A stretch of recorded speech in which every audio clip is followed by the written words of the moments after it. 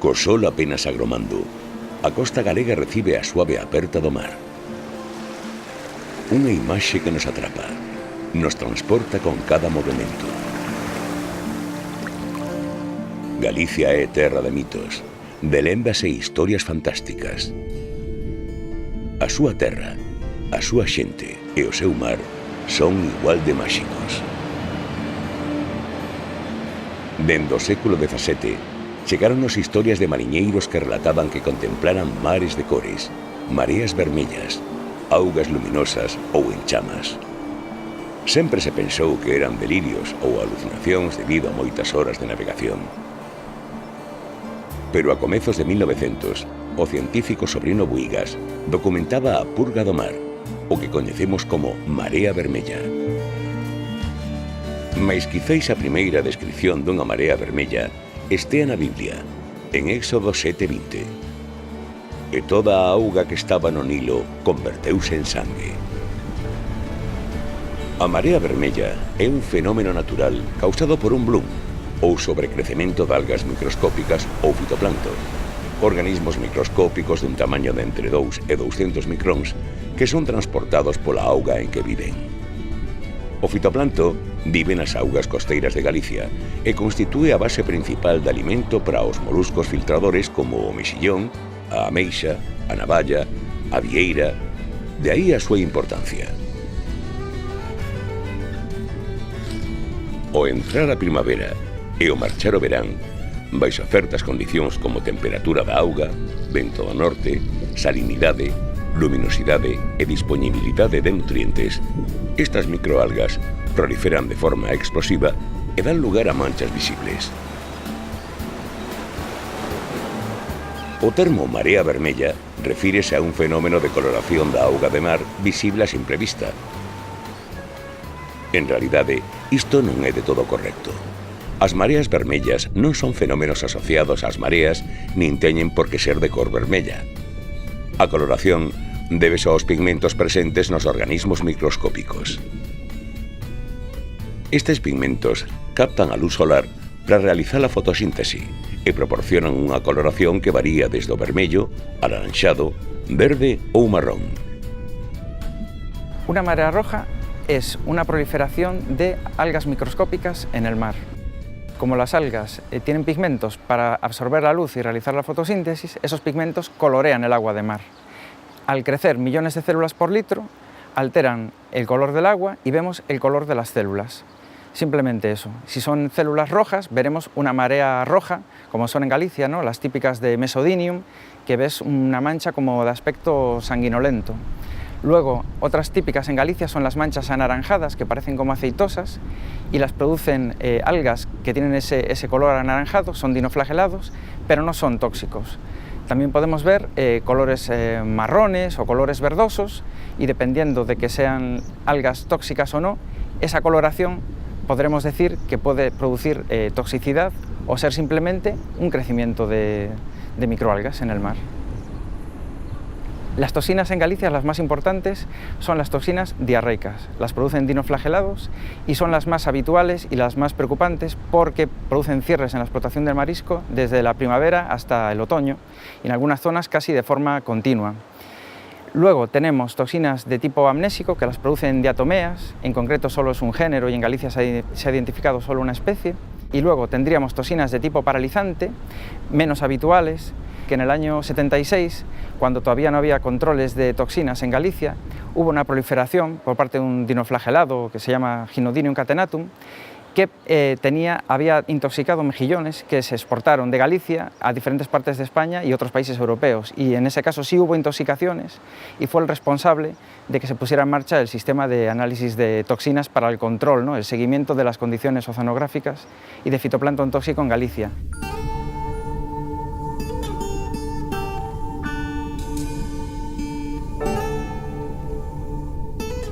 A presenza de coloración na auga non ten por que estar relacionada coa presenza de toxinas. Estes fenómenos dan lugar a episodios moi dañinos para a economía marisqueira cando se trata de augas tóxicas. Os episodios tóxicos refírense a que, en ocasións, proliferan especies que conteñen toxinas. Marea vermella utilízase de forma xeral para nomear todos os fenómenos que producen as proliferacións de fitoplancto, sexan ou non tóxicas. Os moluscos cultivados, principalmente mexillón, ou os que viven enterrados, aliméntanse filtrando microalgas. Cando se trata de microalgas que conteñen toxinas, estas almacénanse no seu corpo durante longos períodos de tempo. As toxinas acumuladas non supoñen unha enfermidade para o molusco, nin producen alteración na súa cor, olor ou textura, pero si os converte en altamente tóxicos. Poden provocar enfermidades e mesmo a morte de quen a consuma. Hai que diferenciar entre marea roja e toxicidad. Marea roja de siempre se conoció aquí en Galicia, lo que pasa es que el nombre popular siempre fue purga de mar. Todos los marineros lo conocían, decían de que si el mar se purgaba entonces era limpiarse, o sea, lo del fenómenos de dar coloración al mar, que es lo que ahora se le llama marea roja, fue conocido desde siempre por la gente del mar en Galicia, y gente del mar en todo el mundo. Las toxinas no afectan de la misma forma a todos los bivalvos. Hay bivalvos como el mejillón que son muy activos filtrando y entonces incorporan las toxinas muy rápidamente, pero también son muy eficaces eliminando la toxina, la depuración natural de la toxina. Otros bivalvos, como la vieira, incorporan la toxina y luego tardan mucho tiempo en eliminarla, especialmente la toxina amnésica, que puede echar meses y que antes de que llegue a estar por debajo de los niveles de seguridad, vuelve a incorporar otra vez toxina, con lo cual puede estar cierres casi permanentes en el caso de la vieira. Son fenómenos totalmente naturales, entonces no podemos evitarlos, no podemos evitar que llueva o que haga viento. Lo que sí podemos es, y es que eso se trabaja, entender por qué aparecen en un momento dado y por qué desaparecen, de forma que podamos hacer modelos predictivos. Igual que con la meteorología es importante poder predecir, porque podemos tomar medidas de precaución. Si nos avisan de que mañana va a haber un temporal, pues podemos cerrar las ventanas. En el caso de las mareas rojas o de los casos de especies tóxicas, lo único que podíamos era tomar medidas de gestión, por ejemplo, evitar extraer el molusco con el que luego resulta que no lo podemos vender porque se ha puesto tóxico. Es simplemente para la planificación, pero evitar no se puede evitar. En ocasións, prodúcense proliferacións de microalgas que poden causar dano ou a morte de outros animais mariños. A película dirixida por Alfred Hitchcock, Os paxaros, baseada en feitos reais, reflicte os efectos de microalgas tóxicas nestes animais, producidos despois de consumir peixes afectados. Para previr os problemas causados polas toxinas, existen diferentes pautas de control que evitan a entrada no mercado de produtos con contidos perigosos de toxinas. Galicia non é só un referente mundial en acuicultura e explotación dos recursos mariños, é todo un exemplo no control dos seus produtos. Número 1 en produción e referente no control, realízanse case tantos controis en Galicia como no resto da Unión Europea. Intecmar é o Instituto Tecnolóxico para o Control do Medio Mariño. É o centro de control e de investigación encargado de recoller mostras diarias para a súa análise. O sistema de control ten un elevado valor preditivo. Pode detectar a presenza de células productoras de toxinas antes de que estas provoquen un peche de polígonos de mexillón. Intecmar es un centro público perteneciente a la Consellería del Mar que se encarga del control de las zonas de producción de moluscos en la costa de Galicia, desde nuestro límite con Portugal hasta el límite con la Comunidad Autónoma de Asturias. Intecmar tiene además tres ámbitos importantes: seguridad alimentaria, cumplimiento de todas las normativas relacionadas con la seguridad alimentaria de los moluscos bivalvos. Por otro lado, tiene una unidad de patología de moluscos, es decir, las propias enfermedades de los moluscos, y por otro lado tiene una actividad importante en lo que es observación del océano, seguridad marítima y lucha contra la contaminación marina accidental. Es competencia de Intecmar abrir y cerrar las zonas de producción, es decir, permitir la extracción de los moluscos. Estamos en una región que es la principal región productora de moluscos de Europa. La especie estrella en cuanto a acuicultura es el mejillón en batea. Se ponen al día en los muelles 1000 toneladas de mejillón, por lo tanto, cualquier fallo en el programa de control puede ser fatal. Esta importante región productora lo es por el ecosistema de las rías y eso hace que, a la vez que es bueno para que crezcan estos moluscos, también hay episodios recurrentes de fitoplancton tóxico, es decir, también somos una región con alta incidencia de biotoxinas marinas. El mejillón es la especie filtradora por excelencia, es el molusco bivalvo más voraz, puede llegar a filtrar hasta 7 litros de agua por hora, por lo tanto es el bioindicador mejor que hay, porque es el que más filtra y por lo tanto si en el agua hay algún tipo de fitoplancton tóxico, materia orgánica o contaminante químico, pues es la especie que primero nos va a dar la alerta. Por eso es para nosotros la especie diana por excelencia. Todos los días se recogen muestras, la unidad que gestiona todas las muestras está gestionando en torno a 10.000 muestras al año, que son dadas de alta en el sistema informático y se distribuyen a las diferentes unidades. La normativa europea exige un control mínimo semanal si las zonas están abiertas. No obstante, nuestro control puede llegar a ser diario. Cuando el episodio está incrementándose, la zona está abierta, pero existe riesgo de presencia de toxinas por encima de los límites legales. En ese momento, la frecuencia de muestreo llega a ser diaria para prevenir al máximo la salud del consumidor. Cuando las zonas están cerradas, para que luego se vuelvan a abrir las zonas son necesarios 2 análisis por debajo de los límites legales, separados entre sí los muestreos 48 horas. En ese caso nosotros incrementamos también mucho la frecuencia de muestreo para, tan pronto como ha remitido el episodio tóxico, abrir la zona lo antes posible.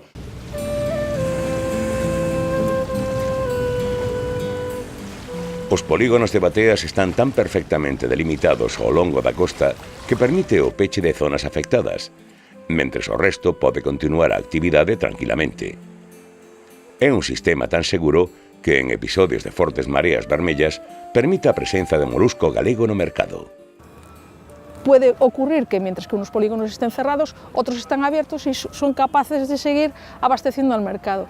¿Qué pasa? En determinados momentos, de estos últimos años, 2013 por ejemplo, hubo momentos en que el 100% de las bateas estaba cerrada. Entonces, en el momento en que las empresas ya no tenían mejillón estocado, sobre todo depuradoras, no podías encontrar mejillón gallego en los mercados porque es que no lo había, no lo podías extraer.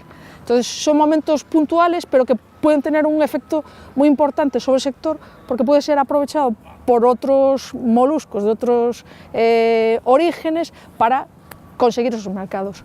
El mejillón que producimos aquí en Galicia es distinto del mejillón que se produce en otras partes del mundo, básicamente, por un lado, porque es una especie autóctona, totalmente autóctona de nuestras costas, y por otro, porque al ser un cultivo natural, el mejillón va a ser fiel reflejo de las aguas en las que se cultivan. Y las aguas de Galicia son aguas totalmente distintas a las que se puedan dar en otros lugares del mundo. La riqueza de alimentación de fitoplancton en estas aguas es mucho mayor que en otras zonas, entonces vas a tener un mejillón totalmente distinto al que se pueda producir pues, en el norte de Europa, por ejemplo, o en Chile. Como es un producto totalmente natural, te puede coincidir un cierre en el momento en que el mejillón está óptimo para su extracción. Si ese cierre se prolonga, el mejillón, por ejemplo, puede desovar o pueden entrar tormentas, entonces el mejillón se desploma, pierden producción. Si sigue prolongándose ese cierre, lo que genera es un cambio en la dinámica de la producción, porque tienen un número determinado de cuerdas para cultivo. Si no pueden sacar el mejillón que tienen en la batea, no pueden incorporar nuevo mejillón pequeño para poder continuar su proceso productivo. La marea roja puede afectar al resto de las actividades que trabaja con este producto, porque el mejillón es materia prima, pues por ejemplo para la industria conservera. Si se mantiene un cierre muy prolongado y afecta a muchas zonas, esas empresas se van a encontrar sin materia prima para elaborar. Despidos, pérdidas económicas para la región, etc.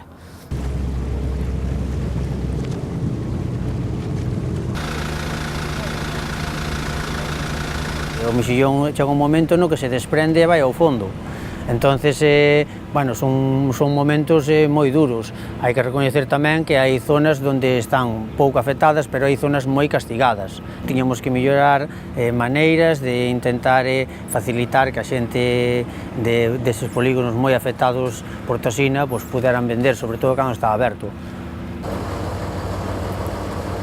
Facían falta máis investigacións sobre como nos afecta as corrientes, os ventos, niveles de temperatura de agua, salinidade. Todos esos datos son moi importantes para saber verdadeiramente algo máis sobre a toxina, realmente que sigue sendo unha verdadeira descoñecida, non? As rías galegas son as máis produtivas do mundo. As condicións oceanográficas que posúen fanas de todo especiais, pero tamén moi vulnerables. Nos últimos anos, o rexistro de mareas vermellas tóxicas foi en aumento. A razón exacta dese aumento descoñécese, aínda que parece que todo apunta ao cambio climático como principal causa. O aumento da temperatura do mar, sumado a unha diminución de ventos do norte, favorece a proliferación deste tipo de algas e o incremento de mareas vermellas tóxicas. En el caso de Galicia, en particular, tenemos ciertas evidencias a partir de registros medidos suficientemente prolongados en el tiempo como para acreditar que esos patrones que se observan a nivel global también se cumplen aquí. Un ejemplo es el aumento de la temperatura del aire. Contamos en el Observatorio de La Coruña con datos desde el año 1875 hasta la actualidad y claramente se observa este aumento de temperatura que se ha acelerado especialmente a partir de mediados del siglo pasado. El nivel del mar, en el caso de la ría de Vigo, hay un mareógrafo en el puerto que lleva instalado allí desde los años 40 y también se ha observado un incremento, una subida del nivel del mar progresiva desde esa fecha hasta la actualidad, que está en torno a los 18 centímetros. Existen otras evidencias con registros más cortos, como por ejemplo el de la temperatura del agua superficial fuera de nuestras costas, que también desde los años 60 hasta la actualidad ha experimentado un aumento de aproximadamente 1 grado centígrado, y también en el registro de intensidad de vientos costeros, en el que se observa una disminución tanto de la intensidad como de la frecuencia de las nortadas. Estas nortadas son las que controlan el tiempo en el que las rías se renuevan. Cuanto más intensos y persistentes son los vientos del norte, más rápidamente se renuevan las rías. Eso significa que se produce una entrada de agua fría de unos 150 a 200 metros de profundidad dentro de las rías, que eso es lo que hace que en el verano, después de las nortadas, cuando vamos a bañarnos, notemos que el agua está más fría de lo esperado, y al mismo tiempo hacen que cualquier organismo que habite en la ría pues sea expulsado de ella con gran velocidad. Si las nortadas disminuyen y además la temperatura del agua aumenta por el calentamiento global, lo que estamos creando es un caldo de cultivo ideal para el desarrollo de estas especies que luego dan lugar a las mareas rojas. Lo que ocurre con estos dos últimos registros es que no son suficientemente prolongados como para acreditar que se deben exclusivamente al cambio climático, pero sí están dentro de la tendencia general y de lo que los modelos predicen. La aparición de especies cuya distribución latitudinal no le corresponde en Galicia están empezando a aparecer. Pues esto muy probablemente será algo que continuará en el tiempo y se irá intensificando, porque si las temperaturas van subiendo, especies que se encuentran cómodas en esa temperatura llegarán a nuestras costas. Y lo contrario, aquellas que ya no les es cómodo estar a esa temperatura 1 grado o 2 grados por encima de la que están, irán migrando hacia el norte, que es algo que también está ocurriendo ya. Se trata de un problema global, es decir, toda la humanidad está contribuyendo, unos más que otros, a provocar estos cambios. Luego, a problemas globales hay que buscar soluciones globales. Y eso hace tiempo que está claro, ya desde el protocolo de Kioto. O sea, está claro lo que hace falta hacer. El asunto es que haya la voluntad, no solo individual, sino también política, de que eso se haga.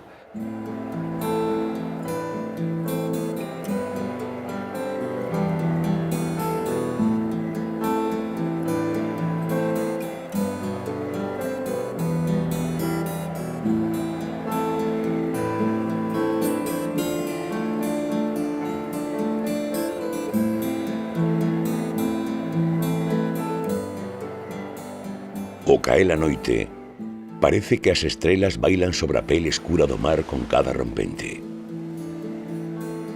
É o escorregadizo Mar de Ardora, protagonista de tantas lendas e de indescriptible beleza. Os mesmos dinoflaxilados ou microalgas que tinguen o mar de cor arrubiada ou parda, polas noites ofrécennos mares de augas brillantes. Un auténtico agasallo da natureza. Son, en realidade, millóns de organismos microscópicos bioluminiscentes. Dinoflaxelados que producen unha reacción bioluminiscente cando son perturbados ou se senten ameazados. Pantano, fantasías, alucinacións, delirios de navegantes e incesantes creadores de soños. Hoxe, a ciencia ensínanos os riscos que oculta a natureza, pero tamén a inmensa beleza que nos proporciona e a importancia de mantela viva.